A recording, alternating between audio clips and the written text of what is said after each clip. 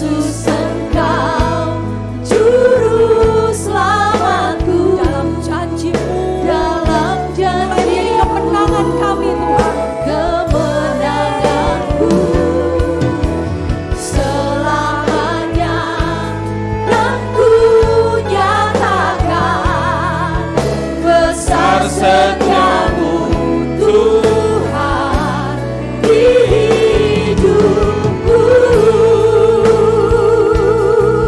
besar setiamu Tuhan, besar setiamu Tuhan, besar setiamu Tuhan.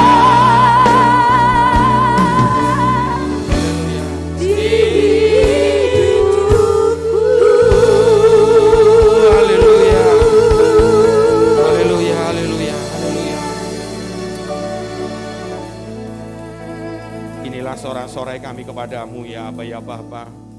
Engkaulah juru selamat kami, Engkaulah junjungan kami, hanya Engkau yang layak kami tinggi-tinggikan. Tidak ada yang lain selain Engkau ya Bapa. Engkau menilik hati setiap kami, sidang jemaat-Mu yang Kau kasihi di tempat ini. Satu demi satu ya Bapa, Kau tilik hati setiap kami. Hamba-Mu percaya Engkau melihat hati yang sungguh-sungguh tulus memuji Engkau Bapa. Bapa, kami perlu Engkau lebih dan lebih lagi. Terlebih di hari-hari yang jahat ini ya Bapa. Bapa, banyak sekali orang-orang dunia khususnya berkata bahwa keadaan tidak akan semakin baik. Kami ada di penghujung tahun 2022 ya Bapa. Kami akan masuk ke tahun yang baru Tuhan. Bapa, ada banyak orang di luar sana yang begitu pesimis untuk masuk di tahun yang baru ini. Mereka gentar menghadapi tantangan yang ada. Bapa, tapi biarlah sekali lagi Engkau tilik hati setiap kami di tempat ini. Bapa, Engkau akan melihat bahwa di bilik hati kami yang paling dalam, Engkau melihat bagaimana kami mau sungguh-sungguh berserah, berharap hanya kepadamu. Sebab Engkaulah sumber pengharapan kami. Engkaulah sumber segala-galanya buat kami Tuhan. Engkaulah juru selamat kami. Bapak terima kasih.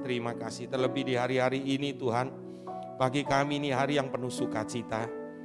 Sebab di hari-hari ini kembali kami merayakan kehadiran putra-Mu yang tunggal, yang Kau telah utus Tuhan, untuk mati bagi dunia ini. Bapa, kami memperingati hari kelahiran Tuhan kami Yesus Kristus, junjungan kami. Terima kasih Bapa. Biarlah ini boleh menjadi angin segar Bapa. Bahkan boleh menjadi landasan untuk kami masuk Tuhan di tahun yang baru nanti. Dengan Tuhan kami rasa percaya bahwa pemeliharaan-Mu dalam hidup kami sempurna Tuhan. Engkau pasti melakukan apa yang menjadi bagian-Mu Tuhan. Kau tidak pernah tinggalkan kami, anak-anak-Mu, orang-orang pilihan-Mu, barang sekejap pun. Tapi ada yang menjadi bagian kami ya Tuhan. Untuk itu perdengarkanlah isi hati-Mu lewat hamba-Mu ini. Sehingga kami semua dimampukan untuk mengerti Bapa. Untuk mengerti apa yang harus kami lakukan. Dan kami mau lakukan dengan hati yang sungguh-sungguh. Sehingga kami boleh melihat tahun apapun juga yang akan kami hadapi. Tuhan, lembah yang sekelam apapun yang akan kami hadapi Tuhan. Kami tahu kami punya jalan keluar. Kami tahu kami punya Tuhan kekuatan yang ekstra. Itu semua bukan karena kuat gagah kami. Tetapi semua karena Engkau yang menyertai kami. Bapak, kami berterima kasih. Sekali lagi pakai hamba-Mu Tuhan untuk menyampaikan apa yang menjadi isi hati-Mu. Berkati kami semua Tuhan. Mampukan kami menerima ini semua. Terima kasih Bapa. Terima kasih di dalam nama Yesus.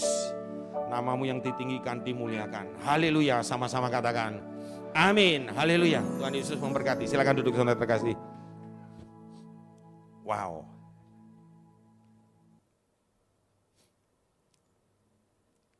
Tuhan sudah buat, sesuatu yang luar biasa. Saya percaya itu. Terima kasih. Makasih Pak Purba, Pak Syong, juga Pak Steven, terima kasih untuk kesempatan saya boleh berbagi firman Tuhan. Saudaraku, jujur saja di tengah-tengah, ya ini bukan kesibukan yang sedemikian luar biasa. Wah, saya semakin dikokohkan oleh Tuhan.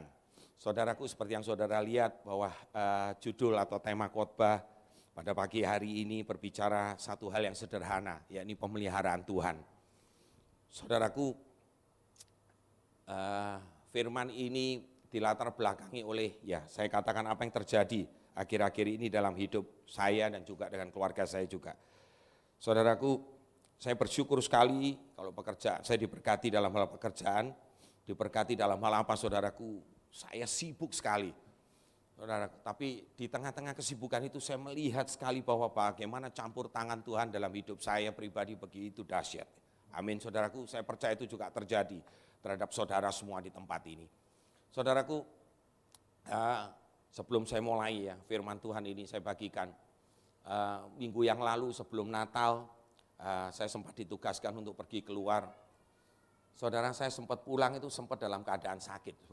Saya udah khawatir karena terus terang rekan saya dari Belanda itu terkena COVID waktu kita ada acara conference di Bangkok. Wah, saya udah khawatir saudaraku. Ya, jadi hari Minggu pun saya nggak sempat hadir di ibadah yang pertama, kedua, mohon maaf Pak Purba. Karena adanya, wah saya udah khawatir pasti kena ini lagi nih, kena COVID lagi nih. Kena COVID lagi, tapi sorenya saya kebetulan bisa hadir, saya paksakan diri hadir. Nah saudaraku, Senin, Selasa saya beristirahat di rumah, masih perasaan badan, wah ini panas dingin, perut sakit sekali. Tenggorokan mulai rada kering, wah saya udah khawatir. Hari Rabu saya harus terbang lagi ke Surabaya, sampai hari Sabtu kemarin, ya, ada serentetan workshop yang harus saya jalani. Saudaraku, sekali lagi saya melihat bahwa betapa campur tangan Tuhan itu begitu luar biasa. Satu-satu teman saya yang ikut ke Bangkok itu tumbang. Satu lagi dikasih tahu, iya akhirnya kena juga. Saya kena COVID juga, ini berapa hari ini sudah terkapar lagi. Ada rekan saya yang di Bangkok juga katakan, iya saya terkena COVID lagi. Saudaraku, saya tiap hari saya colokin, berapa kali, 4-5 kali saya colok sendiri. Saya bilang, saya ini negatif terus, saya bilang begitu. Wah puji Tuhan. Jadi sampai hari ini, makanya saya kembali saya lihat, kenapa Tuhan taruh dalam hati saya begitu kuat tentang firman ini, pemeliharaan Tuhan ini. Saudaraku, kalau kita bicara tentang pemeliharaan Tuhan, tentu kita percaya bahwa ya Tuhan pasti pelihara kita. Amin saudaraku, Tuhan pasti pelihara kita.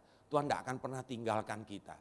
Tetapi biarlah ke depan ya, dalam waktu beberapa saat ini, ya kita mau sama-sama belajar. Tentu itu bagian Tuhan. Tuhan pasti akan pelihara kita. Ya, tetapi saudaraku lihat ada bagian kita. Nah saudara, minggu yang lalu kita sudah merayakan hari Natal. Ya, seminggu lagi kita juga akan betul-betul ada di hari Natal, yang tanggal 25, pas hari Minggu lagi. Seminggu kemudian enggak lama, ya, kita akan masuk ke tahun yang baru. Seperti tadi yang disampaikan oleh Henny, ya sebagai WL, wah tahun 2023 ini banyak yang berkata tahun yang gelap. Saudaraku, saat kita memperingati Natal, memperingati hari kelahiran Tuhan Yesus, saudara, saya merasakan waktu kemarin Pak Stephen berkhotbah, kita nyanyi, muji, nyembah, saya merasakan ada sesuatu yang memberi kekuatan kepada saya. Saya pribadi rasakan itu saudaraku. Ini loh Natal, kelahiran Tuhan Yesus. Di situ Tuhan ingatkan kepada saya satu perkara. Yesus memang datang ke dunia untuk menyelamatkan dunia. Dia lahir, tadi kita nyanyikan pujian, dia lahir dan kemudian mati untuk kita. Artinya Yesus menebus dosa-dosa kita. Tapi apakah cuman itu saudaraku? Sehingga siapa yang percaya kepada dia kita akan memperoleh. Ya, bahkan kita sudah memperoleh keselamatan itu. Saudara, tidak itu. Ada satu perkara yang luar biasa. Boleh ditampilkan tolong slide-nya. Saudaraku, mari kita lihat. Pada saat kita menerima Kristus, ya, pada saat kita menerima, mungkin satu-satu, lebih enak ya. Saat kita menerima Kristus, ini di layar ada beberapa firman yang saya cuplik ya saudaraku. Ini berbicara tentang semua, siapa jati diri saudara dan saya setelah kita menerima Kristus. Nah saudaraku, dari ayat yang pertama di Galatia 3:26 ya. Sebab kamu semua adalah anak-anak Allah karena iman di dalam Kristus. Ayat yang selanjutnya, perhatikan dari Yohanes 11 ayat 12 dan 13. Dikatakan seperti ini. Tetapi semua orang yang menerimanya, menerima siapa saudaraku? Menerima Yesus, diberinya kuasa, perhatikan, diberi kuasa supaya menjadi apa saudaraku? Anak-anak Allah. Jadi saudaraku, bukankah ini luar biasa? Kita ini sudah dijadikan anak aja sudah, waduh happy-nya luar biasa, bahagianya luar biasa. Setuju bukan saudaraku? Kita jadi wah orang-orang yang dipindahkan. Ya saudaraku, maaf, saya kalau pakai bahasa yang mungkin kurang enak, kita dipindahkan dari tempat yang kotor saudaraku. Ya dari comberan lah begitu. Tempat yang kotor kita dipindahkan, diberikan kemuliaan oleh Tuhan, kita menjadi anak-anaknya, bahkan kita diberi kuasa. Yaitu mereka, saudara dan saya yang percaya dengan dalam namanya, nama Kristus. Orang-orang yang diperanak bukan dari darah atau dari daging, bukan pula secara jasmani oleh keinginan seorang laki-laki, melainkan dari mana saudaraku? Dari Allah. Itu Yohanes 1 ayat 12-13. Selanjutnya, ya, ayat ini dari Roma 8, 15 dan 16. Sebab kamu tidak menerima roh perbudakan yang membuat kamu takut lagi. Perhatikan, kita tidak takut lagi, tetapi kamu telah menerima rohnya huruf besar, yang menjadikan kamu, apalagi saudara, anak Allah. Oleh roh itu kita berseru, ya Aba, ya Bapa. Roh itu bersaksi bersama-sama dengan roh kita bahwa kita adalah anak-anak Allah. Ada amin saudaraku? Saudara, sampai poin ini, sampai titik ini saudara dan saya kita tahu saat kita menerima Yesus Sang Juru Selamat itu yang sedang kita peringati hari-hari ini kelahirannya. Saudaraku, kita berubah menjadi anak-anak Allah. Amin saudaraku. Kitalah saudara dan saya anak-anak Allah. Nah saudaraku, perhatikan lagi, tolong next selanjutnya.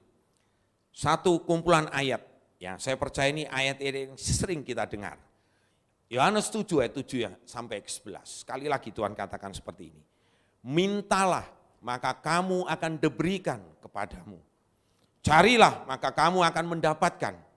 Ketoklah maka pintu akan dibukakan bagi kamu. Karena setiap orang yang meminta menerima. Dan setiap orang yang mencari, apa saudaraku? Mendapat. Dan setiap orang yang mengetok, baginya pintu dibukakan. Satu perkara yang luar biasa. Saya percaya kita sudah sering dengar firman ini. Selanjutnya, adakah seorang daripadamu yang memberi batu kepada anaknya? Halo, di sini saya kenal banyak orang tua. Kalau ada anak yang meminta, ya saudaraku, masa kita kasih batu? Kalau dia minta roti, ataukah memberi ular jika ia meminta ikan? Tentu enggak ada orang tua yang segila itu saudaraku, bukan? Jadi jika kamu yang jahat tahu memberi pemberian yang baik kepada anak-anakmu, apalagi Bapakmu yang di sorga. Ia memberikan, ia akan memberikan baginya, bagi mereka yang meminta kepadanya.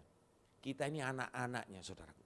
Kalau kita minta, Bapak itu pasti akan memberi, betul bukan? Apalagi Bapak di surga. Saudaraku, dengan pemahaman firman ini, mari kita masuk lebih dalam.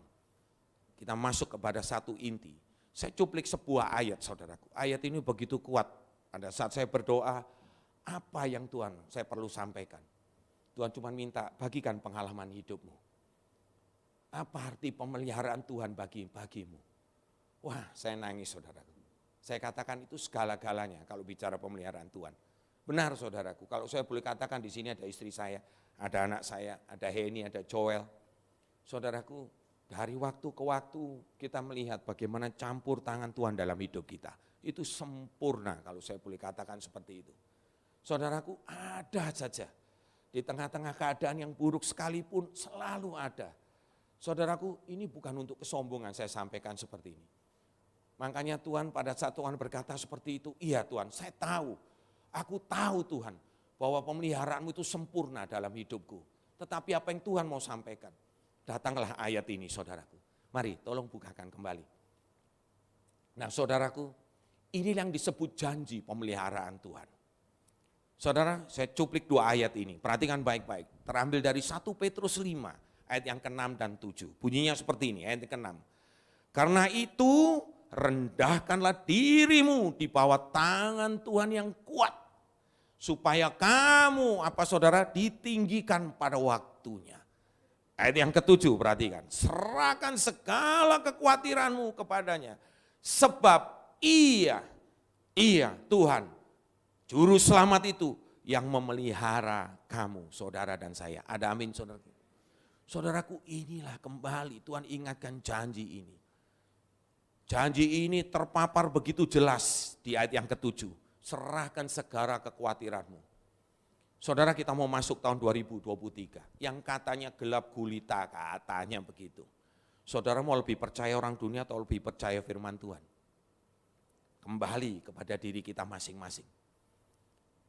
Saudaraku, serahkan semua kekhawatiran kita. Artinya kita bisa khawatir enggak, saudara? Bisa.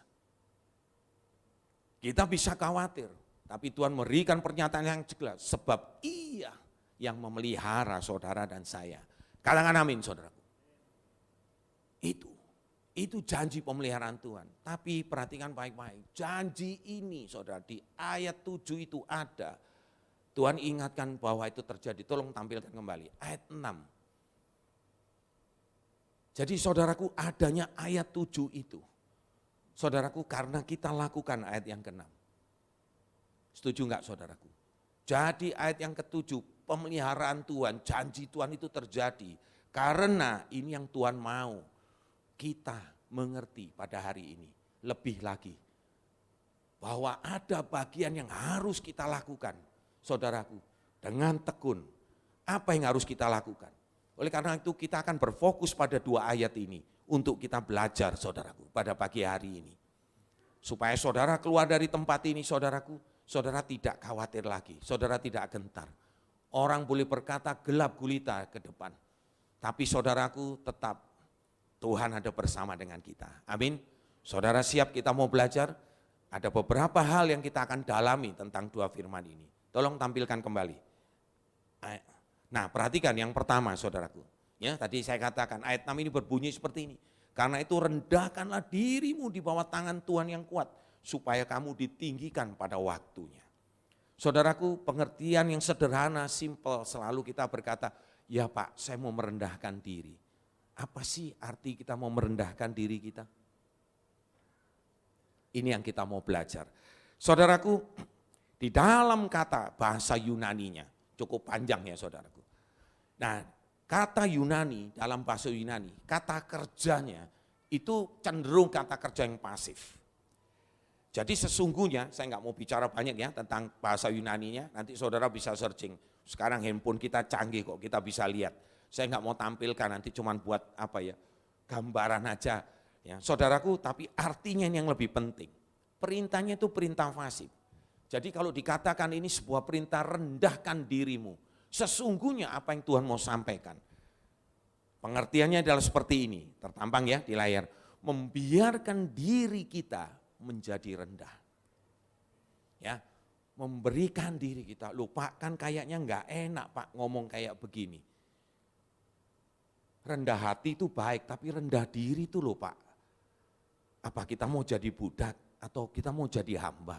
Saudaraku, dalam konteks ini, dalam gambaran ini, ya saya katakan benar. Kita harus merendahkan diri kita untuk kita menjadi hamba. Artinya hopeless, kita nggak bisa apa-apa saudaraku. Bahkan melakukan hal sekecil apapun kita nggak bisa apa-apa. Saudaraku, ini yang buat saya kaget. Wow, Tuhan. Serta-merta saya minta ampun sama Tuhan. Tuhan ampuni saya. Kenapa ampuni saya? Saudara ingat tadi saya katakan, wah saya diberkati ke sana. Saya tambah sibuk kerjaannya. Saudaraku, di dalam pekerjaan saya tidak sedikit. Saya mengandalkan apa? Kekuatan saya sendiri. Oh saya udah pengalaman. Sekedar info aja saudara, saya bekerja di tempat ini. Saudaraku sudah jalan 28 tahun sampai 29 tahun. Orang Jawa bilang belenger katanya gitu ya Bu. Belenger itu katanya apa? Udah muak katanya begitu. Enggak lah, kok terlalu keras ya. Terlalu kasar kalau bilang muak. Enggak. Wujudnya saya enjoy aja. Maaf, bukan untuk kesombongan. Saya selalu dipuji. Kemarin di workshop juga ada tim dari Belanda, karena saya bekerja di perusahaan Belanda. Selalu dia melihat berkata, Andre, you're not young anymore. Kamu enggak muda lagi Andre, but I saw your spirit. Dia bilang begitu. Dia lihat semangat saya begitu saudaraku. Anda enggak, nanti saya di ibadah ketiga juga pengalaman hidup saya hari-hari ini terlebih lagi. Saya bicara tentang inovasi. Saudaraku, hari-hari ini kantor saya juga begitu. Bayangin 28 tahun, 29 tahun bekerja seperti itu. Tahu-tahu di tahun 2 tahun belakangan ini, di tengah-tengah COVID, semuanya dirubah saudara. Termasuk saya dapat seorang pemimpin yang baru. Wah, yang notabene bukan berarti saya enggak hormat, bukan saudaraku. Wah, ini pimpin ini membawa angin segar, membawa perubahan. Dan saudaraku, cenderung kita takut akan perubahan atau malas dengan perubahan. Benar enggak saudaraku? Padahal saudara berulang kali Pak Purba, Pak Steven di tempat ini sebagai gembala selalu ingatkan kita satu hal yang saya enggak pernah lupa. Tinggalkan comfort zone-mu. Hati-hati dengan zona nyamanmu. Kalau kita terlalu nyaman, apa yang terjadi saudaraku? Kita terlena saudaraku. Pada saat kita digoncang saudaraku, wah kita akan babak belur. Kita akan gampang sekali menyerah saudaraku. Nah saudara, selalu saya dipuji begitu. Sekali lagi bukan untuk kesombongan. Andre, padahal mungkin berapa tahun lagi saya harus pensiun. Orang lihat, wow, mereka begitu. Jadi saya selalu jadi di dalam berapa kemarin cuma 13-14 orang workshop itu. Selalu saya bukan mau tampil, tidak saudara. Selalu mereka melihat bahwa oh ini spirit kamu seperti ini. You're not young anymore, dia selalu berkata begitu. Memang betul saudaraku. Saya sudah 55-56 tahun. Tapi saudaraku di sinilah yang kita melihat. Nah saya akhirnya setelah diingatkan Tuhan tentang hal ini, saya jadi terpukau saudara. Iya benar bahwa kita harus merendahkan diri di bawah tangan Tuhan yang kuat. Kita nggak bisa apa-apa saudaraku. Supaya tangan Tuhan yang kuat itu sungguh-sungguh bisa bekerja. Saudara. Nah kebalikannya apa yang terjadi?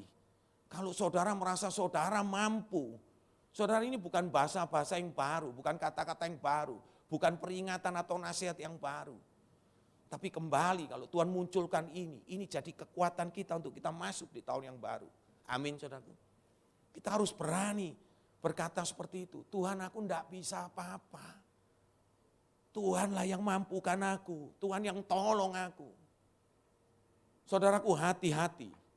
Saudara kalau saya boleh katakan saya sudah bekerja sekian lama, mungkin lebih dari berpengalaman, mungkin seperti itu saudara. Tapi pada saat Tuhan singkapkan sesuatu yang baru itu datang saudara. Saya seakan-akan melihat, betapa kecilnya saya. 28 tahun ini enggak ada artinya.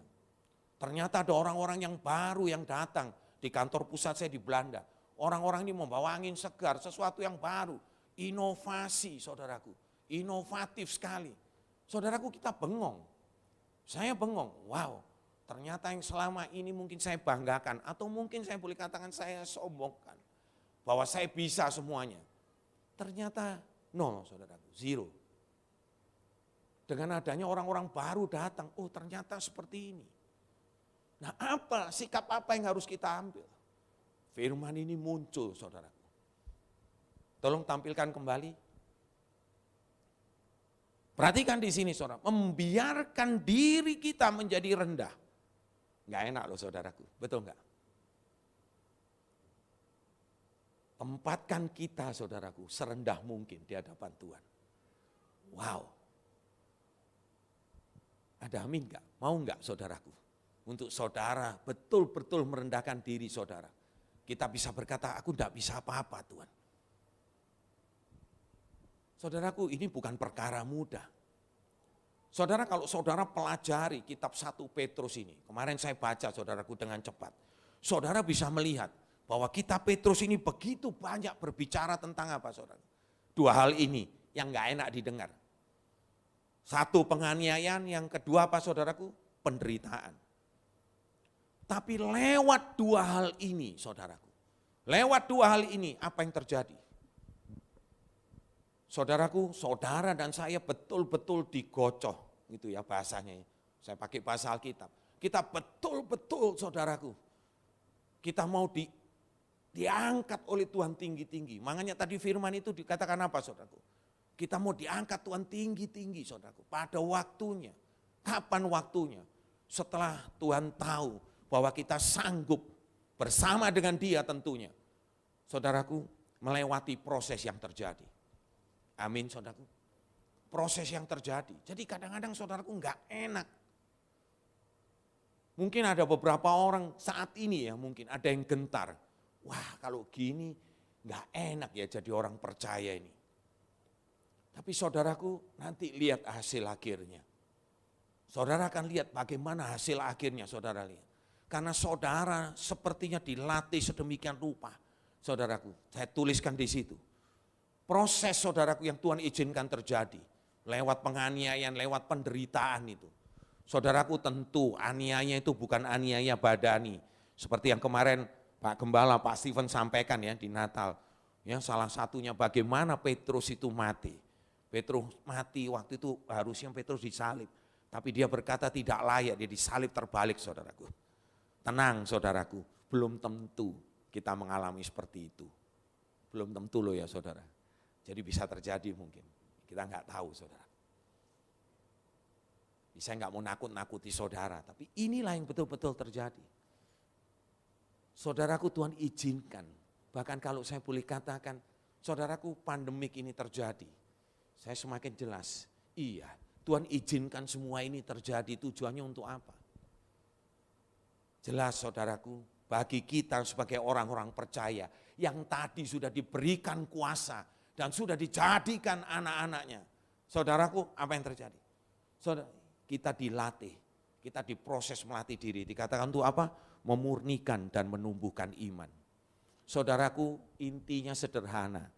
Saudara akan jadi orang-orang yang tahan banting, itu bahasa saya. Betul enggak, saudara? Amin, saudara. Saudara tahan banting. Saudaraku, sebetulnya semua masalah itu kalau sudah kita lewati, kita noleh sedikit itu, ayah cuman begini aja, betul enggak? Waktu ngalaminya sujud-sujud sampean saudaraku, Tuhan tolong, Tuhan ampuni saya. Apa ini karena salah saya, sehingga saya menjadi seperti ini. Tuhan izinkan semua ini terjadi. Selalu nohok ke kita, enggak ada yang salah saudaraku dengan hal itu. Oh, apa yang salah Tuhan?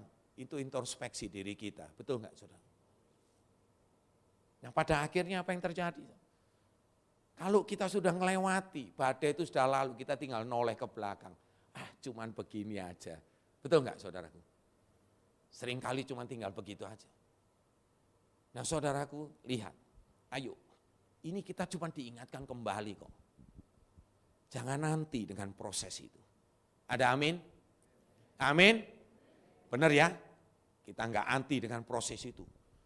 Saudaraku, bukankah banyak firman yang Tuhan, pencobaan-pencobaan yang kau alami, 1 Korintus 13:13, tidak pernah melebihi kekuatanmu. Maaf, 1 Korintus 13 ayat 10.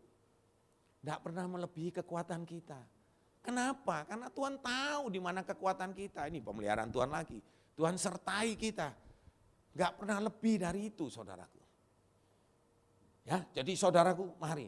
Hal yang pertama yang kita harus lihat, menjadikan diri kita rendah di hadapan Tuhan. Mari kita berani berkata, aku tidak bisa apa-apa Tuhan. Baik, mari kita lanjutkan. Lihat yang kedua, saudaraku. Ya, nah ini saya cuplikan seperti ini. Ini Aninomus. Ya, ada seorang yang pernah berkata seperti ini. Kesombongan seseorang akan nyata melalui berbagai usaha yang dilakukannya sendiri. Menurut apa saudaraku? Satu, pemikirannya sendiri, pengalamannya sendiri, kekuatannya sendiri. Tadi saya sudah sampaikan. Tanpa mau bergantung atau berserah sepenuhnya kepada Allah. Kalau kita dengar pernyataan ini, kira-kira siapa ya itu? Gitu. Saudaraku, seringkali kita seperti itu. Betul enggak saudara? Terlalu sering kita seperti itu. Saya sendiri katakan saudara, saya sering lakukan itu. Bisa, pengalaman dengan pengalaman kita lakukan dengan pengalaman dengan itu. Padahal Tuhan kita enggak mau seperti itu. Ayo next, silakan. Yang selanjutnya, yang kedua saudaraku, perhatikan ya, aspek-aspek apa yang kita bisa pelajari. Sekarang kita masuk ke ayat yang ketujuh ini. Serahkanlah segala kekhawatiranmu kepadanya. Sekali lagi, saya suka. Saudaraku, teks Yunaninya berkata begini. Tadi dikatakan, kalau saya sambungkan dengan itu, jadilah rendah hati dengan menyerahkan segala kekhawatiranmu kepada Tuhan. Kira-kira seperti itu konteksnya. Jadi dengan menyerahkan segala kekhawatiran kepada Tuhan merupakan apa saudaraku? Landasan jadi landasan bagi apa saudara, dan sarana bagi proses perendahan diri yang tadi, yang pertama tadi. Jadi dengan apa saudara? Berani menyerahkan semuanya. Pertama kita rendah hati, merendahkan diri. Kita katakan kita nggak bisa apa-apa, saudaraku, dan kita serahkan semuanya itu ke dalam tangan Tuhan. Saudaraku, sederhana bukan? Itu jadi landasan sekaligus sarana Tuhan yang Tuhan pakai untuk proses perendahan diri kita. Amin saudaraku.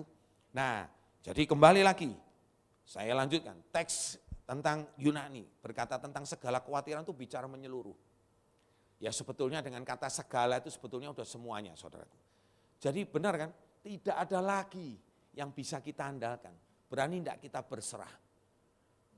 Apakah ini akan timbul pertanyaan bahwa, oh Pak berarti kita nggak boleh dong gunakan pengalaman kita. Bukan itu konteksnya saudaraku. Tetap pengalaman itu guru yang berharga buat kita.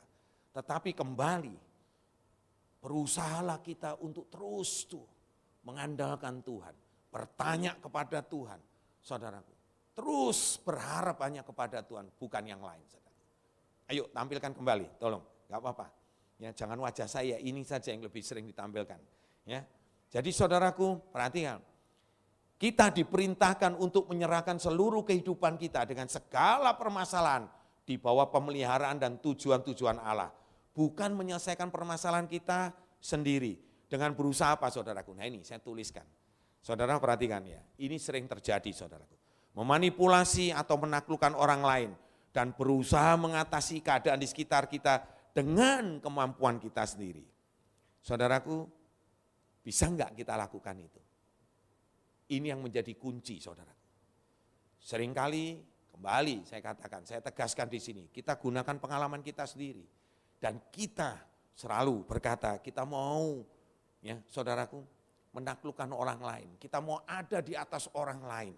Merasa seperti itu saudaraku. Dan apa yang terjadi?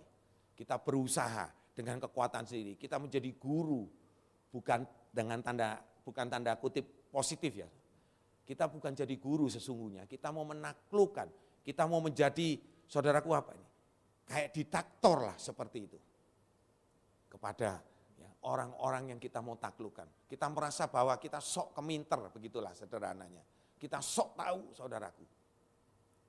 Saudara, ini menjadi satu peringatan juga buat saya pribadi, buat saudara dan juga.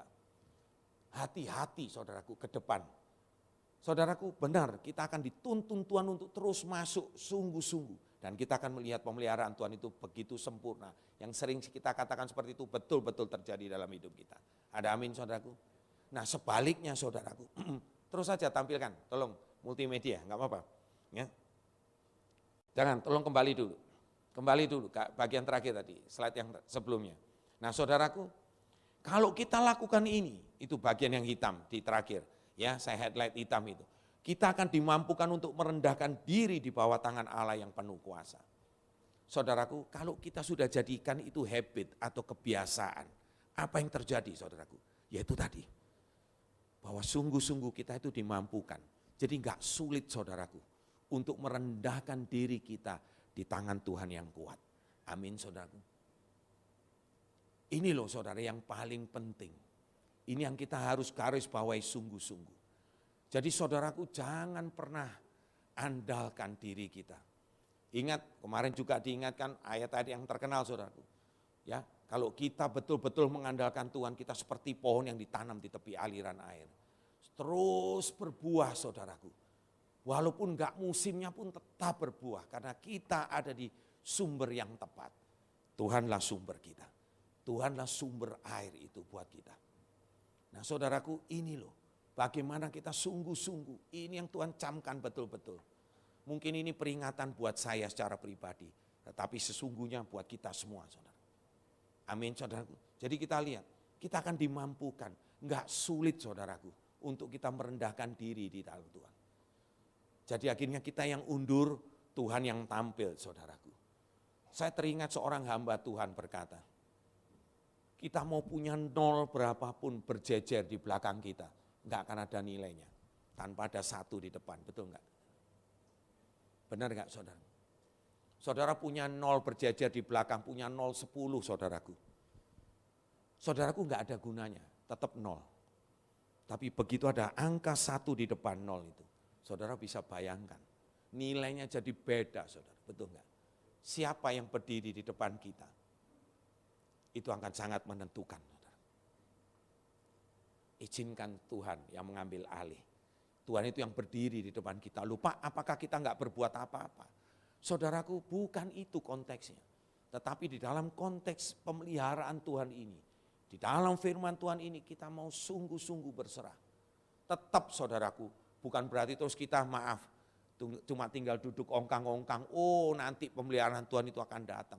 Bukan itu saudaraku. Apa yang Tuhan percayakan kepada kita, pekerjaan yang Tuhan sudah percayakan, apapun, sekecil apapun yang Tuhan sudah percayakan kepada kita, lakukan itu yang terbaik. Bukankah firman Tuhan berkata seperti itu? Tetapi kembali untuk melakukannya, kita harus tanya Tuhan. Kita harus sungguh-sungguh berharap kepada Dia, agar pemeliharaan itu betul-betul terjadi. Amin saudaraku. Ya, kita sudah punya pengertian. Mari kita lanjutkan lebih dalam lagi. Ya, sebelum saya masuk, saya berikan sebuah contoh, mungkin sebuah ilustrasi sebelum saya masuk ke situ. Saudaraku, kalau kita melihat contoh di Alkitab, ya saya lupa sebelum saya masuk ke sini, saya diingatkan Tuhan tentang 2, raja yang pertama dan raja yang kedua dari bangsa Israel. Satu Saul, yang kedua Daud. Saudaraku, kita tahu, ya, pada saat bangsa Israel membutuhkan raja, Tuhan memilih Saul sebagai raja yang pertama. Ya, sebelumnya hakim-hakim bukan, setelah itu akhirnya tampil seorang raja yakni Saul. Nah, Saul saudaraku ini sebuah gambaran. Saudaraku, memang firman Tuhan lebih banyak mencatat Saul ini orang yang tidak taat. Kalau saudara baca di 1 Samuel 15-16 ya, saudara bisa melihat bagaimana Saul itu awal ketidaktaatan Saul. Saul pada saat itu diutus ya, disuruh berperang dengan bangsa Amalek untuk ditumpas. Tapi apa yang terjadi, saudaraku, semuanya ditumpas. Tetapi rajanya Agag tetap dibiarkan hidup. Yang kedua, yang tambun, lembu yang tambun semua dan sebagainya itu dirampas. Dengan alasan bahwa dia akan persembahkan itu kepada Tuhan. Sayang untuk disia-siakan. Saudaraku, inilah gambaran. Akhirnya Tuhan undur dari Saul. Nah, Tuhan mulai pilih, perintahkan kepada Nabi Samuel untuk memilih. Dan kita tahu bukan siapa yang dipilih. Ya, dari turunan Isai. Saudaraku, bukan kakak-kakaknya yang hebat perkasa, tapi seorang yang sederhana, saudaraku, bahkan yang dikatakan terbuang, yakni sosok Daud. Nah, saudaraku, tapi ada yang menarik sekali di sini. Saul itu seorang yang cenderung, saudaraku, senang menaklukkan, seperti yang saya katakan. Dia semuanya, dia mengatasi diri sendiri juga. Itu buktinya, dia punya pola pikir yang seperti itu. Banyak saudara ayat-ayatnya. Bahkan dia bisa memanipulasi sedemikian rupa. Ingat pada saat Samuel menegur dia berkata sederhana. Dia berkata sederhana, ampuni aku. Dia penuh manipulasi saudaraku. Manipulatif sekali orang ini. Dia berkata ampuni aku, ampuni aku. Tetapi dia katakan sebab rakyat, aku takut kepada rakyat. Tapi di satu waktu kemudian dia berkata kepada pada saat Nabi Samuel menegur dia berkata setidak-tidaknya hormatilah aku di hadapan rakyat.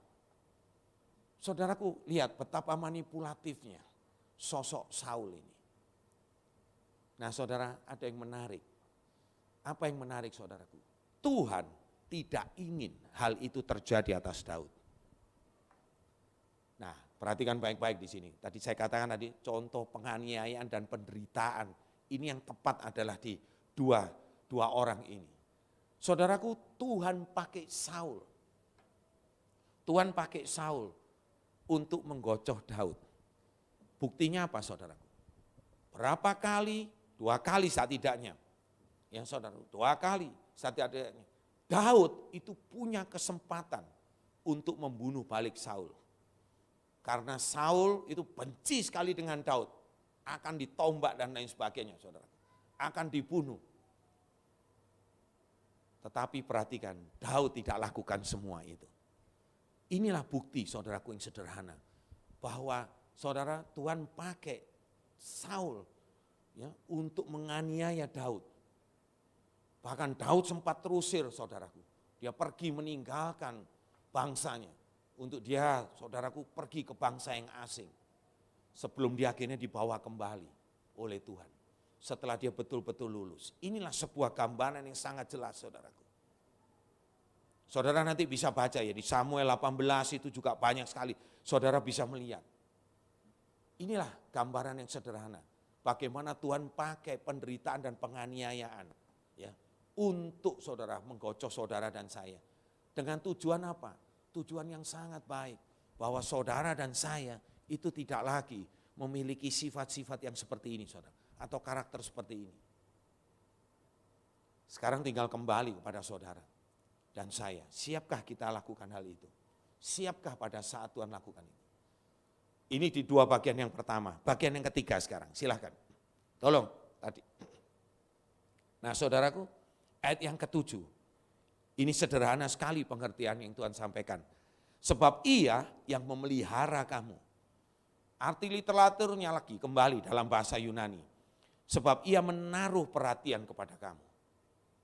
Dalam Alkitab terjemahan dalam bahasa Inggris, bahasa yang lain saudaraku. Baik di King James, New King James, maupun di New English Translation, web, dan lain sebagainya. Dikatakan begini di bagian terakhir ini, because he care for you. Dia perhatian terhadap kamu. Saudaraku, jadi lihat, kita sudah diangkat jadi anak, ya maaf, dari tempat yang kotor, tempat yang najis, comberan, kita diangkat, dipindahkan, kita dikasih kuasa, kita dijadikan anak. Saudaraku, kita masih dijadikan pusat perhatian Tuhan. He care for you. He care because he care for you. Saudaraku, itulah artinya. Memang kita sering berkata, aku berharga di mata Tuhan. Benar saudara mengerti apa arti kata saudara berharga di mata Tuhan. Saudaraku, biarlah pada kesempatan ini saudara sungguh-sungguh sekarang lebih disingkapkan lagi. Mungkin bukan yang terbaik, tapi setidaknya ini memberikan pencerahan kepada kita. Memberikan pengertian kepada kita. Siapa kita? Anak-anak Allah. Orang yang sangat dihargai, diperhatikan oleh Tuhan. Sangat berharga di mata Tuhan. Makanya saudaraku, maaf kalau saya berkata, tidak ada yang seperti kita. Hubungan kita dengan Tuhan kita itu hubungan Bapa dengan anak. Ini semakin menguatkan kita, saudara. Siapa jadi diri kita? Saudaraku, seorang bapak itu akan lebih suka berbicara kepada anaknya daripada anak itu berbicara kepada bapaknya. Benar gak saudaraku? Apalagi Bapa di surga. Dia memiliki kerinduan akan hal itu. Nah saudaraku, kalau kita jadi pusat perhatian. Hari-hari ini kembali, Natal, anaknya aja dikirim untuk mati buat kita. Masakan saudara dan saya tidak dipelihara? Halo?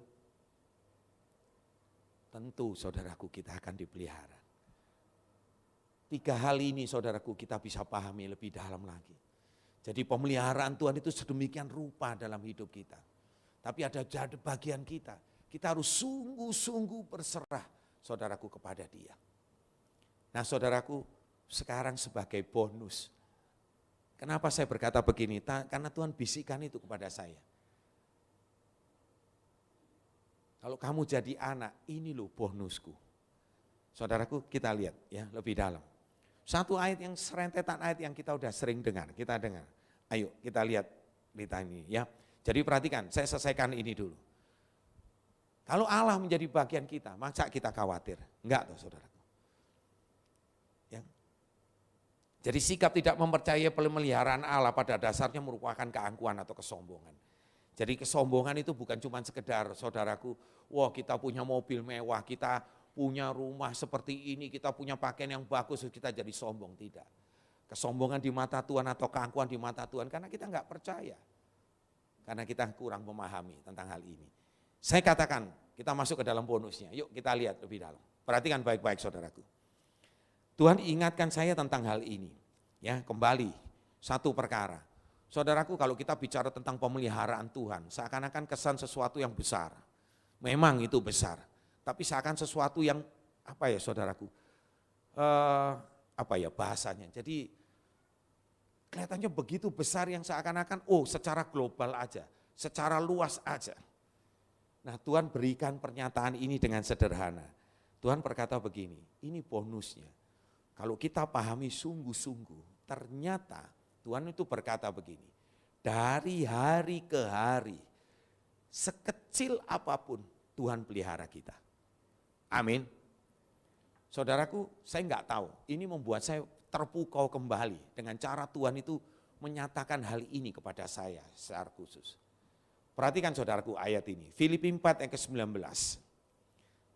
Allahku akan memenuhi segala keperluanku menurut kekayaan dan kemuliaannya. Dalam siapa saudaraku? Kristus Yesus. Ada amin saudara? Saya percaya kita bukan pertama kali mendengar firman ini.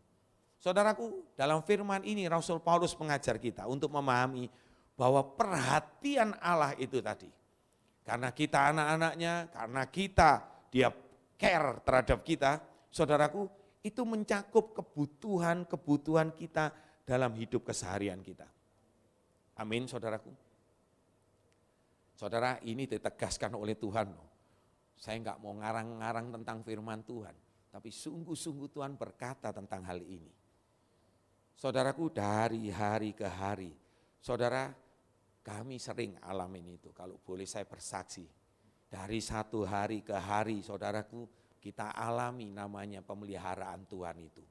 Saudara dengan melihat sesuatu pemeliharaan Tuhan ini seakan-akan, oh iya Pak, secara umum kita ini dipelihara Tuhan Pak, secara global kita dipelihara Tuhan. Tidak.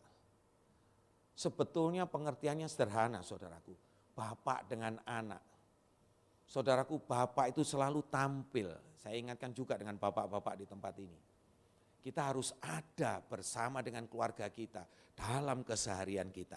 Ya kecuali kalau tadi kita lagi ada tugas dan lain sebagainya. Arti kehadiran seorang bapak dalam rumah tangga, seorang suami dalam rumah tangga. Ya kehadiran bapak bagi anak-anaknya itulah sangat-sangat penting saudara. Setuju ya saudaraku? Sebetulnya gambaran itu sudah jelas. Ini cuma penegasan aja saudaraku. Konteks dari Filipi 4 itu kemarin kalau saya cek, saudaraku rupanya Filipi 4 itu memberikan gambaran yang sederhana. Bagaimana Tuhan itu, saudaraku, jemaat menjelaskan, Rasul Paulus menjelaskan bahwa pada saat itu jemaat Filipi itu mengumpulkan uang, saudaraku. Untuk diberikan kepada Paulus dalam pelayanannya. Anggap saudaraku. Jadi ngumpulkan uang. Nah Paulus ini meyakinkan kepada mereka lewat firman ini. Bahwa engkau tidak akan pernah, saudaraku, kekurangan dalam hal segala apapun. Karena kamu memberi sesuatu kepada dia. Saudaraku, ini bukan transaksional. Awalnya mungkin kita bisa mengerti ini kesannya kayak transaksi. Karena kamu memberi aku memberikan. Ya, pernyataan ini untuk menenangkan kalian. Bukan itu saudaraku. Bukan seorang hamba Tuhan yang berkata, ayo berikan persepuluhan dan kamu tidak akan kekurangan dengan persepuluhan itu. Dengan maksud-maksud yang tidak benar. Tapi dengan maksud yang sesungguhnya saudara. Bahwa saudara mengembalikan apa yang menjadi bagian saudara. Apa yang menjadi bagian Tuhan dari saudara. Nah di sini Paulus meyakinkan hal itu tentang ini. Dan saudaraku, disinilah Paulus menekankan menurut kekayaan dan kemuliaannya dalam Kristus. Nah saudaraku, mari masuk lebih dalam tentang kebutuhan sehari-hari. Saudara perhatikan, Yesus sendiri berkata di Matius 6. Ya, di Matius 6 ayat 25-36. Kita lihat ya. Saya masih punya waktu ya, sebentar ya. Oke, baik. Dengan cepat ya, saya akan lihat. Saudaraku, saya percaya ini sering kita dengar, tapi yuk kita perhatikan ya lebih dalam. Saya juga sering bawakan firman ini, tapi kembali semalam saya diberikan pengertian yang sangat-sangat jelas kepada Tuhan. Matius 6 ayat 25-34, dengan cepat saya akan bacakan. Karena itu aku berkata kepadamu, akunya saya kasih huruf besar, itu Yesus, janganlah khawatir akan hidupmu. Jangan khawatir, saya highlight hitam ya. Jangan khawatir akan hidupmu, dan akan apa yang hendak kamu makan dan minum. Dan jangan khawatir pula akan tubuhmu, menggunakan apa yang hendak kamu pakai. Bukankah hidup ini lebih penting daripada makanan dan tubuh ini lebih penting dari pakaian? Saya highlight ya, itu pertanyaan saudaraku. Pandanglah burung-burung di langit yang tidak menabur dan tidak menuai dan tidak mengumpulkan bekal dalam lumbung, namun diberi makan oleh Bapamu yang di surga. Bukankah kamu jauh melebihi burung-burung itu? Saya highlight lagi ya, nanti saya akan jelaskan. Itu ayat 26, ayat 27. Siapakah di antara kamu yang karena kekhawatirannya dapat menambahkan sehasta saja pada jalan hidupnya? Pertanyaan lagi. Dan mengapa kamu khawatir akan pakaian? Perhatikanlah bunga bakung di ladang yang tumbuh tanpa bekerja dan tanpa memintal. Namun aku berkata kepadamu, Salomo dalam segala kemegahannya pun tidak berpakaian seindah salah satu dari bunga itu. Terus, yuk selanjutnya. Next, tolong. Jadi jika demikian, Allah mendandani rumput di ladang yang hari ini ada dan besok dibuang ke dalam api. Rumput ya. Tidakkah ia akan terlebih lagi mendandani kamu? Hai orang yang kurang percaya. Sebab itu janganlah kamu khawatir dan berkata, apakah yang akan kami makan?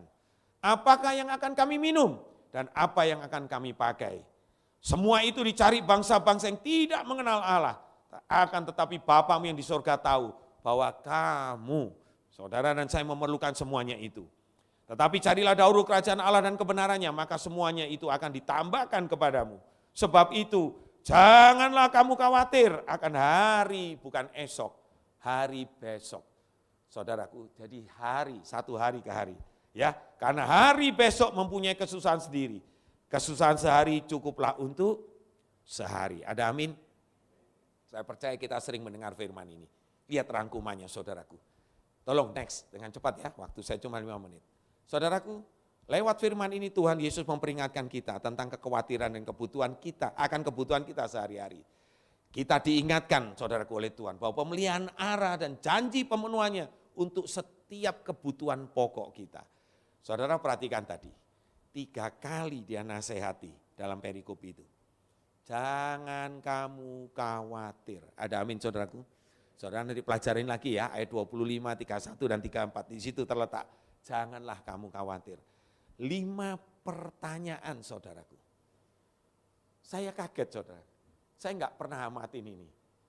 Ya kita tahu bahwa ini bicara tentang, tapi Tuhan sampai gunakan 5 pertanyaan sebagai penegasan.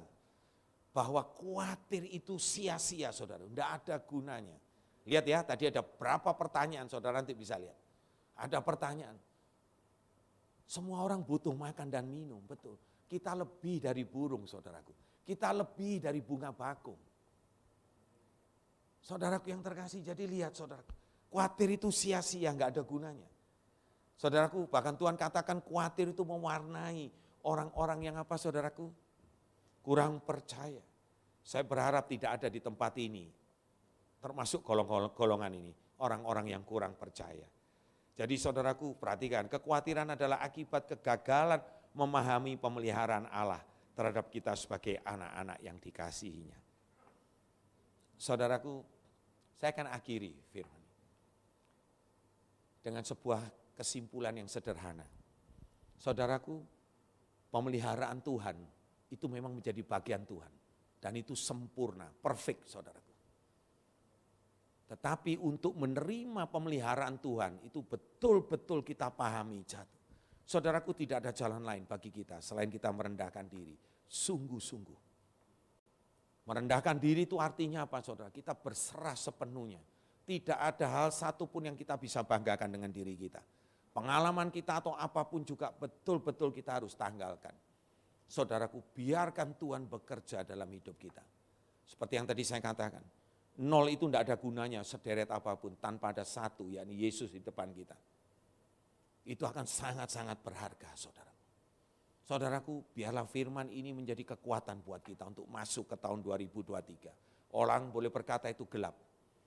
Saudaraku, penyertaan Tuhan jauh lebih sempurna. Amin, saudaraku. Mari, saya jemput saudara bangkit berdiri. Saya berharap kita semua sungguh-sungguh. Ya. Saya terbatas sekali, saudaraku, tapi saya percaya Tuhan akan mampukan kita. Roh Kudus yang dalam diri kita memampukan kita. Saya minta pujian yang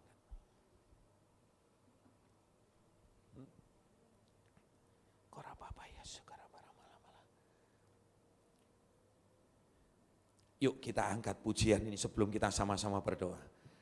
Haleluya. Kau Allah yang besar, ajaib dan mulia.